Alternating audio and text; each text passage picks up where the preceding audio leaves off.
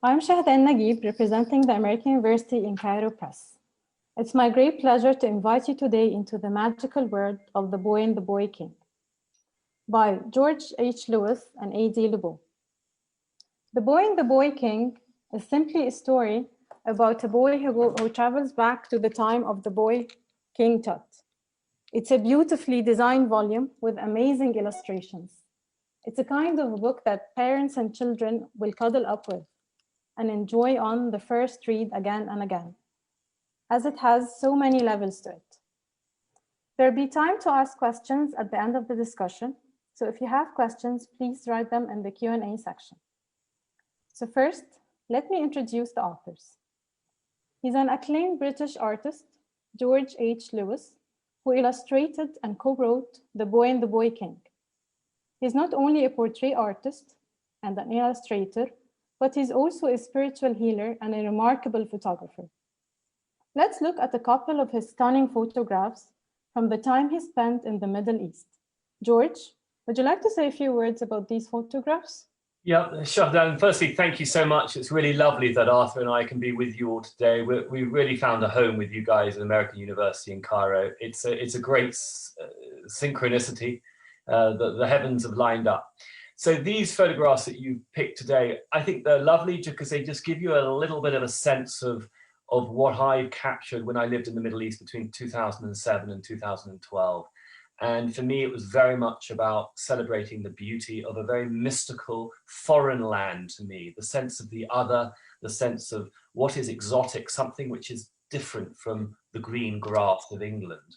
And here is a lady who is a sheikha who has some beautiful horses in the United Arab Emirates, and spending time at dawn photographing her and her horses was just really remarkable. I never really met Arabian horses before, and here this was with Arabs, Bedouin I should say, in the empty quarter of southern Kuwait and northern Saudi Arabia, looking at Venus on the left and Jupiter on the right. Just the magic of the cosmos. I mean, it brings you to source. I mean, what is cosmos? It is our connection, our ancestral connection to ourselves, as above, so below. And when you tap into that, life becomes much easier because we tap into something which is sacred and universal. And these were some of my Bedouin friends in another desert of Kuwait. Thank you, George. And now please meet A.D. Lubow, who co-wrote and co-created the book with George. Arthur has spent a rich career promoting good causes. Hey, Arthur. Hi. Yes, our company has always tried to do some good in the world, working for clients such as Inner City Scholarship Fund. Hey, look, there's Regis Philbin in this remarkable photo by my partner and wife, Anne Vanderdoes. We've also done lots of work for museums and arts organizations, such as American Ballet Theater. Gosh, those dancers are something. And we developed a campaign themed A Journey of Faith through the heart of New York, in which Pope Francis made New York City his bully pulpit for celebrating diversity. So writing books like The Boy and the Boy King and some poetry has been a natural next chapter for me. And might I say, it's such a privilege. We've got a beautiful slide coming up next of some of the amazing titles that American University in Cairo Press is coming out with this season. I really invite our guests to have a look at their 2020 list because it's so impressive and so interesting. And yeah, I see our book on that list. That's nice. And by the way, I want to say something about George. He spent the last few months laboring in the Steinway and Sons factory. Now, he's too honest to mention it, but Steinway has just released the George Louis La Mer Steinway that you can see in the next slide. And if you want to have some more views of it, it's a superb instrument, an unparalleled piece of decorative art. And it's a spiritual homage to our oceans. It's really one of a kind. So let's get back to The Boy and the Boy King Yeah. Well, yeah. So thanks, Arthur. Let's. I want to introduce a very special person here today. One of my daughter's very best friends, Simron. So welcome, Simron. Make sure you're not on mute. Yeah. Okay. So Arthur, do you want to? Yeah. Are you there, Simron? Yes. Hello. Hello. So, among all the distinguished children's book experts we could have invited, we chose Simron, who is 10 years old. Here's why. Well, it's this. The Boy and the Boy King sort of starts with a very basic premise that children, with their innate sense of wonder and imagination, have an awful lot to teach us as grown-ups. So I trust Simron will prove this point to us today. By all means, yeah. You know, children understand so much more than anyone can imagine. If you just let them imagine, if you just free their natural sense of wonder. You know, that's why the original art exhibition of the illustrations from our book was called May We All Grow Up to Be Children. It was a beautiful exhibition at the Westchester Children's Museum and Sands Point Preserve, which is a public estate of Gatsby-like mansions on the North Shore Gold Coast of Long Island. You should all go there, especially in springtime. So Simron, let's begin today. To help all the adults understand a few things, why don't you kick off with a question for us? Right. Well, in one short sentence, why did you decide to write a book about a boy and his imaginary friend named Bun-bun? Well, if it must be one sentence, I would say every child needs imagination and everyone needs a friend. I really do believe in the power of childhood innocence and imagination to heal the world. I know George does too. Yeah, no, it's true, and it's a great question. Why did we do it? I set out initially to create a book because I was watching my son Arthur playing with his Bun-bun. So when I watched the two of them play together, this is Bun-bun. Very fun. Hey, Bun-bun. So when I watched the two of them play, it seemed like for me, what was rather remarkable, it seemed like Bun-bun was much more than a stuffed animal. He was kind of like a soulmate, and he listened to my son. And there was this relationship from get-go. They ended up sort of talking to each other, and body and spirit in communion and conversation. And there was some sort of healing that was taking place between Arthur and Bun-bun. And of course, Bun-bun metaphorically represents the soul and the imagination. So this is how, you know, Arthur on my porch, Lubow, and isn't it synchronistic that my son is called Arthur and my best friend upstate is Arthur Lubow? Isn't that rather beautiful? As Carl Jung would say, that's a little synchronistic. Wouldn't you say, Arthur? Yeah, well, now for those of you who may be thinking that having an imaginary friend for a soulmate is a bit too mystical for comfort, let me ask, how many of you, when you were children, have had an imaginary friend? How many still do? I think a lot of people might be raising their hands Yeah. at home. Well, if I can say, you know, when we give talks, Arthur Lubow and I, at libraries and schools and stuff like this, we kind of ask everyone if they've ever had an imaginary friend. And actually, we've worked out, Arthur's more of a numbers guy than me, but 70% of all the people raise their hands. And get this, when we ask how many of you have had imaginary friends but are ashamed to admit it, another 20% raise their hands. So fear not. You who have imaginary friends, in all respects, are not alone. Yeah. I have another question. Why did you decide to make Bun-bun British? Simron, what's wrong with being British? Well, you know, Bun-bun, to put it mildly, is a character. He's a bit of a know-it-all. He can be a little full of himself. To this day, if you call him an imaginary friend, you'll never hear the end of it. Well, just listen to Bun-bun himself. George, would you do us the honor of reading the words of one of the great and wise imaginary friends of all time? The great and illustrious Bun-bun. Imaginary, I mean, really, the cheek of it. I'm as real as they can be. Yes, I'm just a stuffed animal, and certainly I admit it, I can be a little bit stuffy. But actually, I'm a wonderfully bright, terribly English, jolly clever bunny. Bun-bun wasn't in a hurry. not by any stretch of the imagination. He'd often take time to summer at Bunny Kemport with the rich and famous of the imaginary friend set. He read a lot. Time, travel, and leisure was his runaway favorite. When Arthur was younger, he took Bun-bun with him everywhere, and no one said a thing. Then one day things began to change. There were words whispered in corners and sharp little laughs. The boys started to tease. Ultimately, Arthur's teacher, Miss Severe, threatened to take Bun-bun away. Arthur wouldn't let her. He began hiding Bun-bun. Yes, it's true. Imaginary friends do spend a lot of time hidden away at the bottom of book bags, which explains why Bun-bun was very well read. Well, Arthur and Bun-bun, peering out of their bedroom window, felt they just had to get away. And that's just what they did. Suspended upon an ancient bridge between two magical cities, they were prepared to time travel back to ancient Egypt. Now have a look at this painting, if you will. I've always thought that of all of George's illustrations, they're really just portraits of the stars and the cosmos, with one foot on the here and now and one foot in infinity.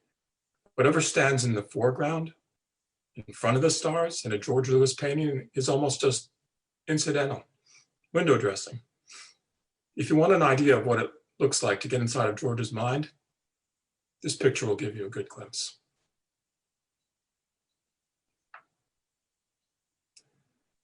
Simron, you have any other questions? I do. How do you come up with the illustrations? Well, it's a process. Sometimes I'd suggest illustrations, but more often than not, George would wake up from a night's sleep with an illustration in his head. He just had to put it down on paper. Like this illustration of the Sphinx, so at ease with Arthur and Bun-bun, who were visitors from a more accepting Aquarian age, so relieved of stress that he fell asleep like a puppy dog. Yeah, I mean, these illustrations really come from, one channels them in many ways. I don't think there's a left brain way to be able to answer it directly. But I mean, this book is largely about all kinds of those mystical forces at play in the universe. And I think when we tap into those mystical forces, we become enlivened and our imagination becomes emboldened. And I think actually it stops us getting diseased. I think when we tap into that right side of our imagination, our right brain, we really do connect to each other and ourselves. Is that right, Arthur? Yeah, but there's another important thing to remember, Simron, and that's, in addition to coming from unimaginable places, the art also comes from the creator's day-to-day experience. Take this next illustration. It came about because I saw George's son swinging over the Schoharie Creek in upstate New York. There's your next illustration, I said to George. It's timeless. So George painted Arthur swinging, not over the Schoharie, but over the Nile and in ancient times. And then, George, as you've heard, spent time in the Middle East as the court painter to a sultan, the Sultan of Oman. And he lived for several months with Bedouins in the desert. Simron, what do you think of that? That's crazy. That's actually my favorite picture in the book. Really? How come? Why? Because I just think it's really, really pretty, and how like the sun and like when you think of the desert, you think of it being like hot and plain, and then this picture kind of shows you that it like all changes at night, and like the sky, you can see the planets and the comet and the stars, and it's like a rainbow kind of in the night sky, and everybody's like huddling around the fire, keeping warm in what's usually a really cold place. And they're kind of like looking up and seeing all of the stars. And I just think it's really, really pretty. Beautiful. It's very lovely of you to say that, because I remember when I painted this, and actually with this one, it came from a very direct experience I had. There was nothing in some ways imagination. There was no imagination in how I painted this. Yes, I had to paint my son and Bun-bun in, but I had spent time in the Nejd Desert of Saudi Arabia with these three gentlemen camping for many, many nights. And this whole experience of telling stories around the campfire and watching the cosmos. I mean, never before, even from my home in Cornwall, England, never had I seen stars like this in the desert. And I think the reason is, unless you're on a boat in the middle of the ocean, you see you see the horizon in the desert of Saudi Arabia. You go right down to the horizon, so you have a whole 180-degree canopy above you. And then when your eyes dilate and you've been outside for 2 or 3 hours, and there's no, apart from the candlelight or the fire, you see the galaxy, you see the Milky Way, and you see comets, and it's suddenly something inside you. It's like the, I think they call it numinosity, the noumenon, which is the sublime, the spiritual, the elevated, awe-inspiring element of cosmos and psyche just descends upon one. And that's when you start to make the magic. And I think without my knowing it, this is where the book kind of emanated from, my absolute love of the Middle East. Why do you like going to faraway places? Well, I mean, it's interesting. I am kind of strangely different, I think, from what we're told humans should be. I actually think I'm quite normal, because most people are actually fascinated with the other. I mean, the definition of empathy is being interested in someone different from yourself. I'm always fascinated with the concept of what exotic means. To me, the people who lived in the Middle East were exotic, but to them, I was, because it's about opposition. It's about something that you are not. And so for me, going to the Middle East was very interesting. The smells of juniper, the smells of frankincense, the taste, the dates, the coffee, the teas, the conversations, the music, the poetry. It was very different from England. And so there was something incredible, Simron, about journeying to this part of the world and just soaking it up like a child, even if I was in my late 20s, soaking up this remarkable culture. So Simron, let's ask you a few questions. What is this journey? What does this book mean to you?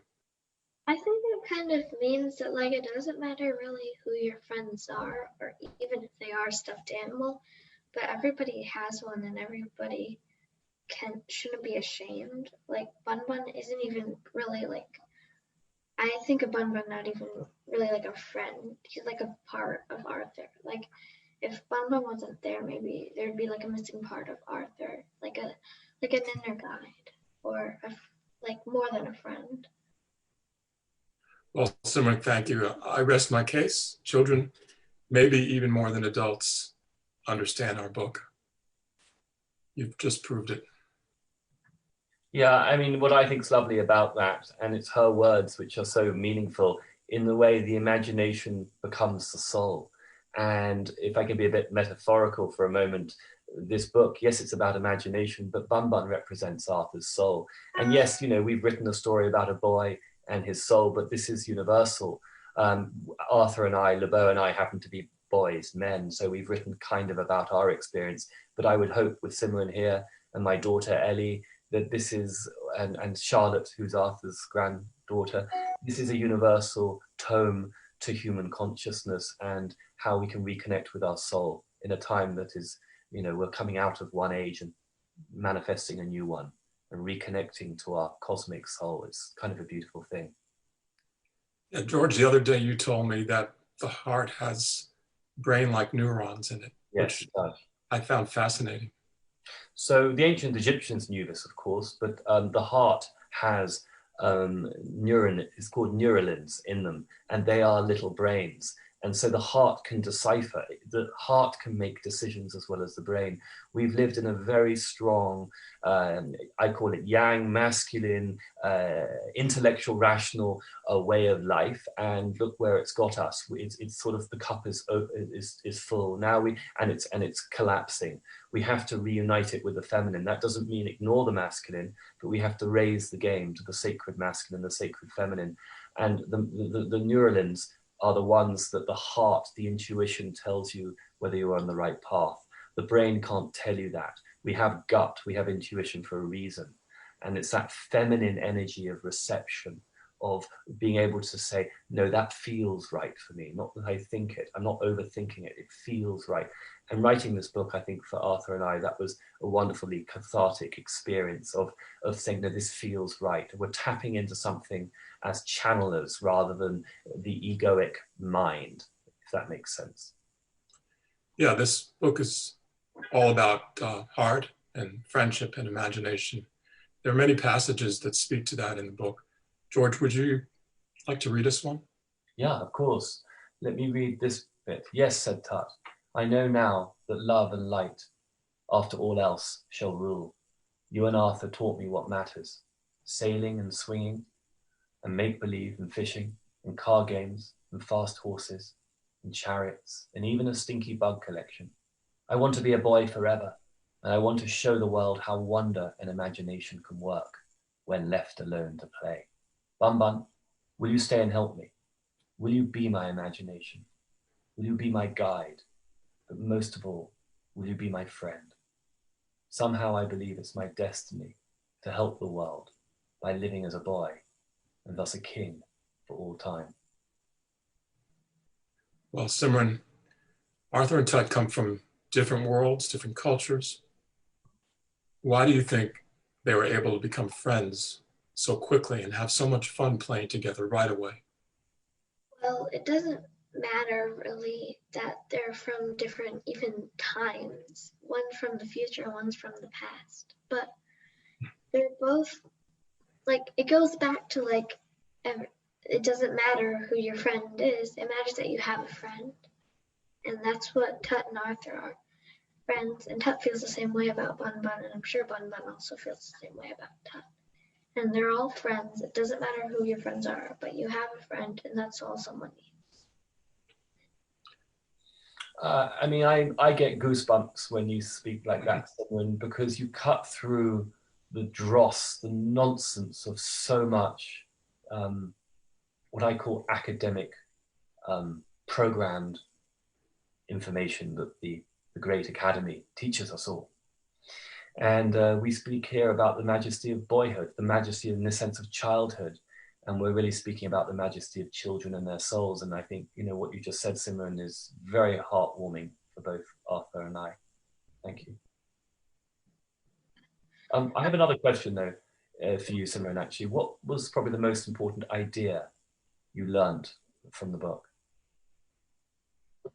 And it doesn't really matter what gender or what you are on the outside. Everybody's a soul. Tut was a soul, Arthur was a soul, and Bun-bun is definitely a soul, if not more.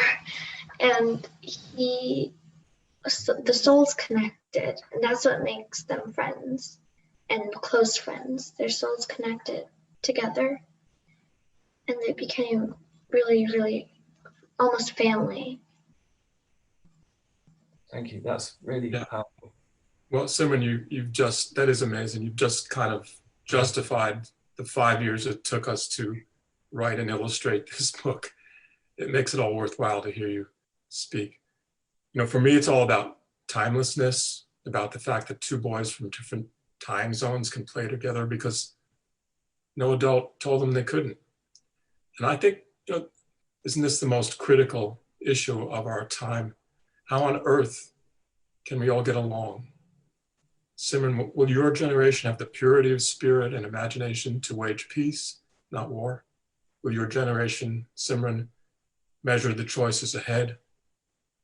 A life of greenery and peace on one side, or a life of toxic air, disease, and endless wars, with men against each other and men against the planet? Our book tries to imagine a world that remembers and looks ahead. Just imagine this. George, how about reading just one other passage from the book? Yeah, actually, why don't I read a little bit about the desert remembering? The desert remembers. The desert remembers its life at the bottom of the sea. The silicon in the sand remembers and will one day rule. The desert shall become the pharaoh. This is the desert remembering. This is the desert imagining. This is the cosmos veiled in mathematics and music. This is our childhood lasting forever. Wait, George, are you going to tell everybody about how Arthur gets home? That's a great question. Well, and definitely not. You're just going to have to get the book, aren't you? And read it and find out yourself. Thank you, Arthur. Thank you, George, and thank you, Simran. It was lovely. Now it's time to take some questions from our audience. Let me start with a question. Well, this question is not addressed to a specific author, but the book addresses friendship, hope, peace, tolerance, imagination, and dreams. How much do children need any of this, especially in today's world? Well, in our view, the shortage of friendship, hope, peace, and tolerance stems from a failure of imagination.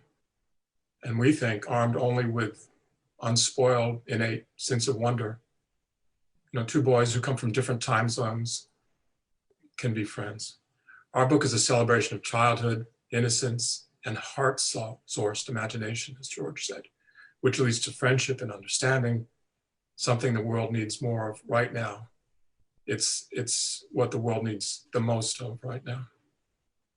If I can say something out of a tragedy, so let's take 2020. It's been a deeply traumatic time for everyone on this planet. It doesn't matter who you are and what your views and beliefs are. So it's deeply traumatic. But do you know what the benefit is? It's going to make us value heartfelt friendships much more. We took them for granted before, but we didn't really know them. It'd almost been taught out of us. No more. The real educators in the new paradigm are going to be leading from the heart. And they're going to make that brain work so beautifully well in service to the heart. And that is in service to soul, mind, body, spirit connection. And our book is a testament to that, is a tone towards that aspiration. Next, sure, Simran.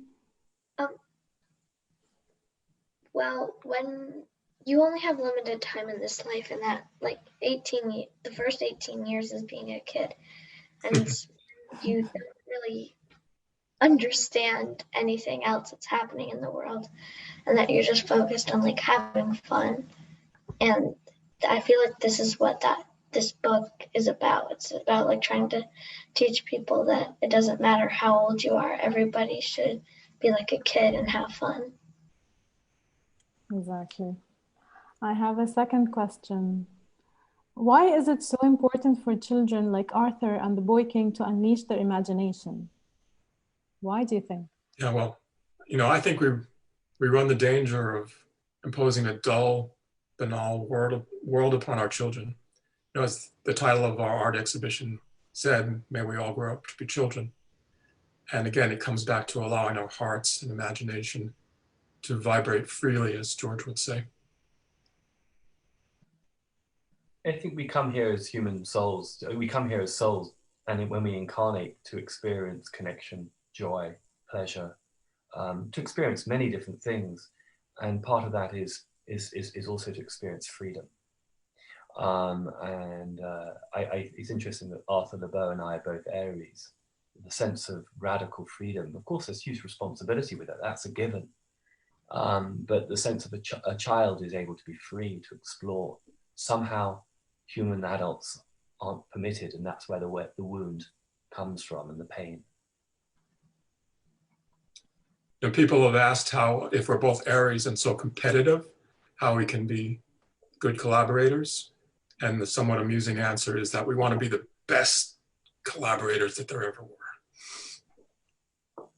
Arthur and George, if I may, I would like to ask you a question about maybe future plans. Do you plan to take Arthur and Bun-bun on a different journey somewhere else other than Egypt, maybe in your next project? Yes, the second book. Arthur, do you want to give a little bit of a glimpse to what our second book is, or should we keep it? We can be misty about it to say that it's going to be a young girl who travels through a kind of a cloud in another mountain and ends up in a place looking somewhat like Shangri-La. We'll just say a little Himalayan. Yes.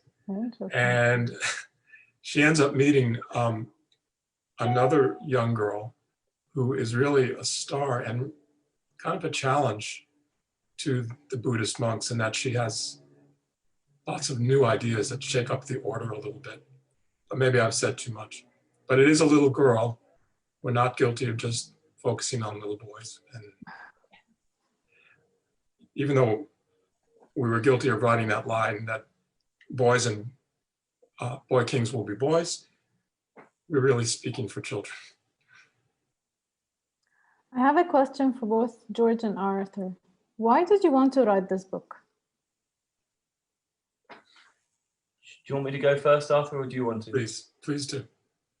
I don't feel I had a choice. I feel, I mean, a lot of the illustrations were just channeled. They just came in dreams, and Arthur and I would just pen the words to them, and it flowed. I mean, we had many iterations. I think with anything very creative, one taps into something which is non-logical, and in some ways it's like following the soul contract. You don't really have a choice. I mean, you do have a choice of how you end up, you know, painting it or how you push it, but it really was about showing hope for a future where humanity can be much better balanced and integrated when we understand the concept of the soul, which is our imagination.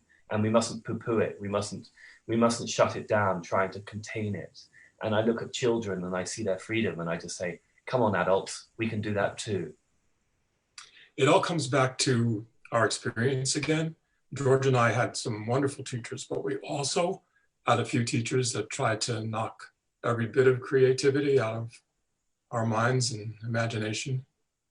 And we wanted to make sure we made a statement in favor of encouraging every ounce of imagination in children, because after all, if you're thinking about the future, we are heading ever more into an economy when all our wealth and health derive from creativity and imagination.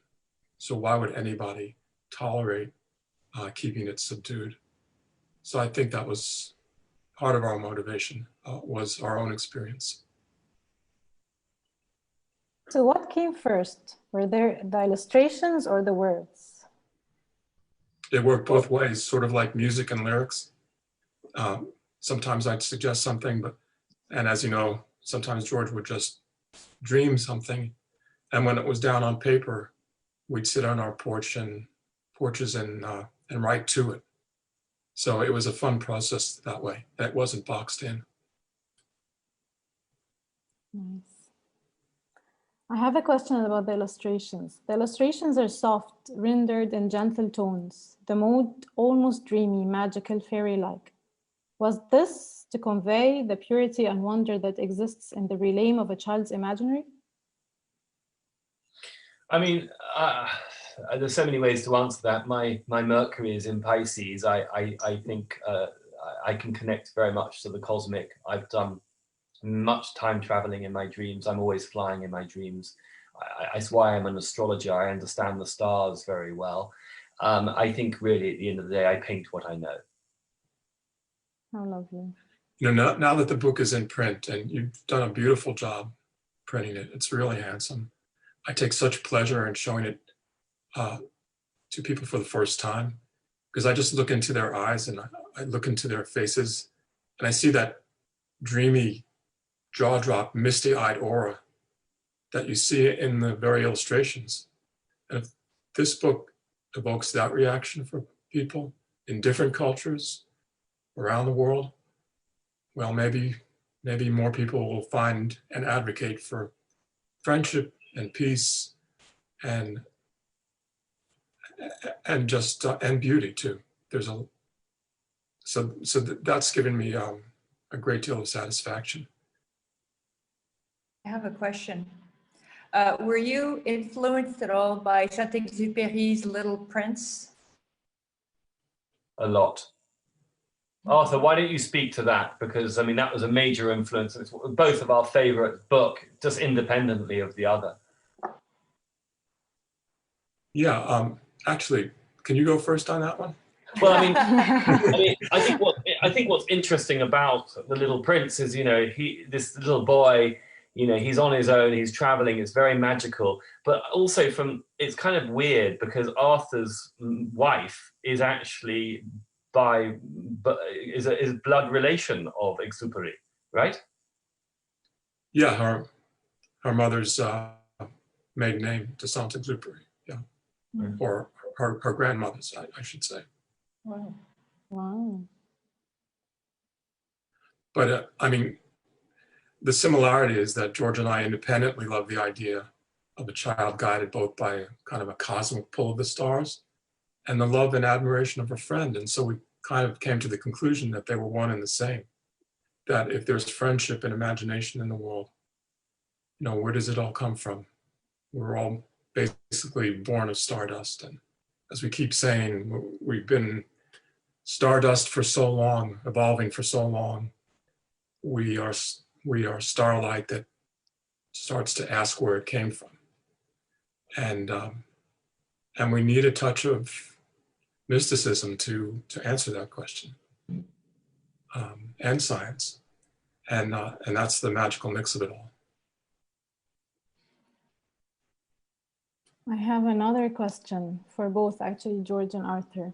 We're going through some pretty challenging times right now.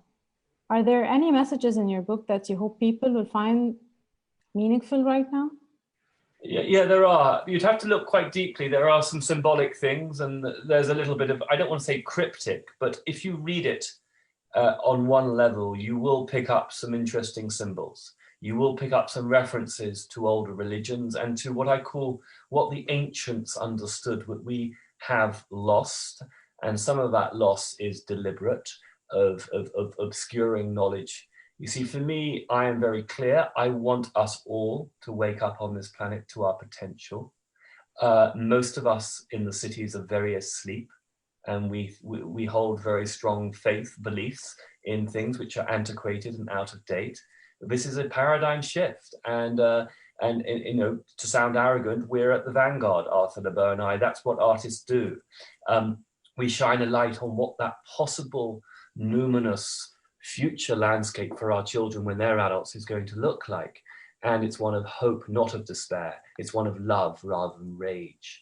And so I think there's a lot of symbolism in the book, but you have to go in on it and read it softly and gently and stay with it. One can't rush it. But I look forward to feedback from all of you with what you pick up. And I love to take questions on that. I have another question for Arthur, George, and Simron. Do you have a favorite illustration in the book? Wow. Arthur, I mean, do you want to go first? Or I mean, it's hard for me as the artist, but I have a few. But you go first, Arthur. I should have thought about that question because there's so many that are tied for first. I mean, the one that's up there right now, people just love it. When you think about what this book is talking about, the majesty of civilization and the majesty of the stars.